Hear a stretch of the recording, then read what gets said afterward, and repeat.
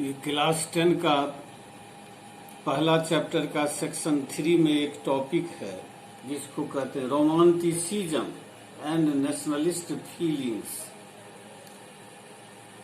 Romanticism यानी रोमानीवाद, nationalist feeling यानी कि राष्ट्रीय भावना।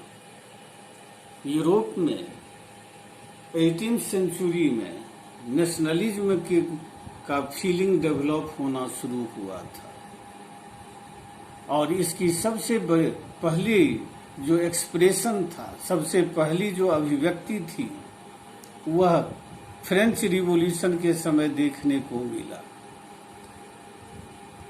उस समय ये माना जाता है कि रिवोल्ट, रिवॉल्यूशन, वॉर्स, बैटल्स, इस सब के थ्रू ही नेशनलिस्ट फीलिंग को एक्सप्रेस किया जा सकता है।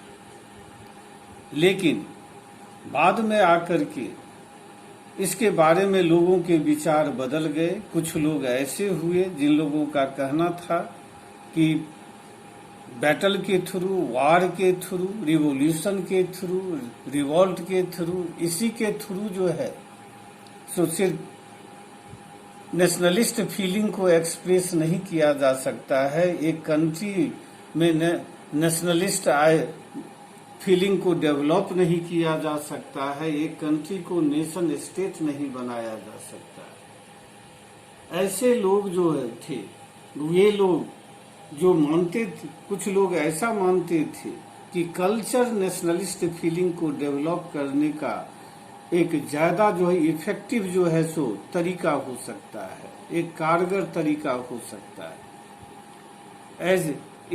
और उन्होंने कल्चर को माना कि एक इम्पोर्टेंट रोल प्ले कर सकता है नेशनलिस्ट आइडियोलॉजी को डेवलप करने में, नेशनलिस्ट सेंटीमेंट को स्प्रेड करने में ये इम्पोर्टेंट रोल प्ले कर सकता है।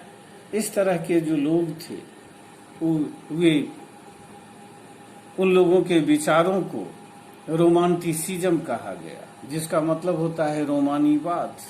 ये एक कल्चरल मूवमेंट, ये रोमांटिसिज्म था, जिसके माध्यम से जो है ये कल्चर, इसके अंतर्गत आर्टिस्ट, पोएट, ये सब आते थे। इन लोगों का भी कहना था कि ये लोग इस बात की जो है सो निंदा किए, आलोचना किए कि तर्क, विज्ञान, ये सब जो है इस सब से ज्यादा महत्वपूर्ण है कि लोगों की भावना, लोगों का इंट्यूशन, अंतर्दृष्टि, लोगों की मिस्टिकल फीलिंग, रहस्यमयी भावना, ये सब ज्यादा जो है सो इम्पोर्टेंट चीज है तर्क और साइंस, विज्ञान की तुलना में।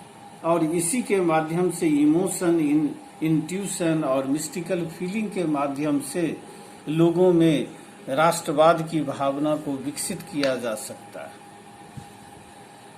ऐसे ही लोगों में, जर्मनी उस समय एक डिवाइडेड कंट्री था। वहां के एक फिलोसफर हुए, German philosopher Johann Gottfried Herder. इन्होंने यह दावा किया कि जर्मनी की वास्तविक जो संस्कृति है, कल्चर है, उसको जर्मनी के साधारण लोगों के बीच खोजा जा सकता है। उन्होंने यह भी बताया कि लोक संगीत, लोक गीत, लोक कविताएं, लोक नृत्य, ये सब जो है, इन सब को जो है ज्यादा लोकप्रिय बनाया जाना चाहिए, ज्यादा लोकप्रिय बनाया जाना चाहिए। और जैसे जैसे ये ज्यादा लोकप्रिय होंगे, लोगों में नेशनलिस्ट फीलिंग ज्यादा डेवलप होगा और जर्मनी एक नेशन स्टेट बनना शुरू होगा। लोग इसको शांतिपूर्ण तरीके से डिवाइडेड जर्मनी को एक नेशन स्टेट बना देंगे। इसी तरह ये रोमांटिसिज्म के अंतर्गत जो वर्नाकुलर लैंग्वेज थी, जो जनभाषा थी, जो म्यूजिक था, संगीत था, यह भी माना गया कि लोगों के बीच नेशनलिस्ट फीलिंग को डेवलप करने का एक इफेक्टिव जो मेजर हो सकता है, एक कारगर तरीका हो सकता है। और इसके माध्यम से भी श्रोताओं के बीच, भले ही वे श्रोता अशिक्षित हो, अनपढ़ ही क्यों न हो, उनके बीच भी राष्ट्रवाद की भावना को फैलाया जा सकता है। पोलैंड इसका बड़ा उदाहरण है। पोलैंड उस समय 3 देशों ने इस पर अधिकार करके इसको आपस में बांट लिया। ये देश रसिया थे, ऑस्ट्रिया और प्रुसिया थे। और ये रसिया वाले जो पोलैंड का इलाका था, उस इलाका में रसिया जो है सो बड़ी कठोरता दिखा रहा था।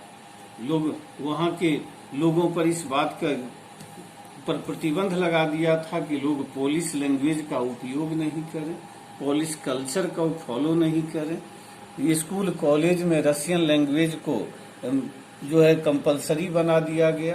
पोलिश बच्चे भी रशियन लैंग्वेज में ही पढ़ सकते थे। लेकिन पोलिश लोगों ने इसके विरुद्ध जो है स्ट्रगल किया। वहाँ के कलाकार कुरपिंस्की ने जो है सो अपने ओपेरा हाउस में जो है सो पोलिश लैंग्वेज का उपयोग गीतों के रूप में, पोलिश लैंग्वेज म्यूजिक का यूज किया। मुजेरका जिसका नाम था, इस सब का किया। धीरे धीरे लोगों के बीच यह पोलिश लैंग्वेज जिंदा रहा। पोलिश लोग यह समझते रहे कि वो रसियन नहीं है, रसियन लोगों से अलग आइडेंटिटी उनका है। और अंत में यही पोलिश लोगों की ये जो अपना जो अलग जो पहचान थी, उसी पहचान के कारण उन्होंने अपने देश को आज़ादी दिलाई और पोलैंड एक स्वतंत्र देश बना। 10 मिनट से ज़्यादा हो जाता नेशनलिज्म 10 मिनट से ज़्यादा हो जाती है, पढ़ोगे तो यही पर छोड़ दिए होते।